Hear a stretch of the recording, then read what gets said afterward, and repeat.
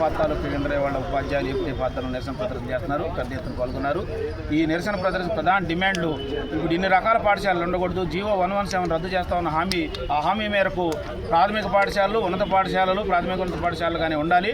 అట్లా కాకుండా basic primary school, foundations, model schools, మరి హై స్కూల్లో 3-4 తరగతులు వెనక్కి తీసుకొస్తామని అవి కొనసాగించడం, అదనంగా 1-2 తరగతులు పెట్టడం, అట్లాగే సర్ప్లస్ పేరుతో గందరగోళం చేయడం, ఒక ఏకరీతిగా విద్యార్థి ఉపాధ్యాయ నిష్పత్తి లేకుండా చేయడం ఇవాళ చాలా అవమానకరంగా గందరగోళం చేస్తుంది. గత ప్రభుత్వం ధ్వంసం చేస్తే విద్యారంగాన్ని ఈ ప్రభుత్వం విధ్వంసం చేస్తుందనేది ఇవాళ అభిప్రాయపడాల్సిన పరిస్థితి వచ్చింది.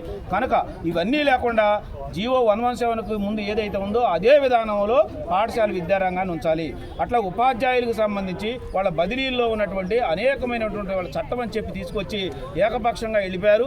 ఉపాధ్యాయ సంఘాలు చెప్పినటువంటి సూచనలు ఏవి పరిగణలోకి తీసుకోలేదు, ఆ చట్టంలో పొందుపరచలేదు. అనేకమైనటువంటి అవాంతరాలు ఇవాళ బదిలీల చట్టంలో ఉన్నది. వాటన్నిటిని కూడా సరిచేయాలి. ఉపాధ్యాయ సంఘాల యొక్క అభిప్రాయాలను పరిగణలోకి తీసుకొని విద్యారంగాన్ని, ఉపాధ్యాయ సంక్షేమాన్ని కాపాడటంలో ఈ ప్రభుత్వం కృషి చేస్తుందని, అప్పుడే ఇది మంచి ప్రభుత్వం అవుతుందని, లేని పక్షంలో ఉపాధ్యాయుల ఆగ్రహానికి గురికాక తప్పదని చెప్పి కూడా ఈ ప్రభుత్వాన్ని హెచ్చరిస్తున్నాం.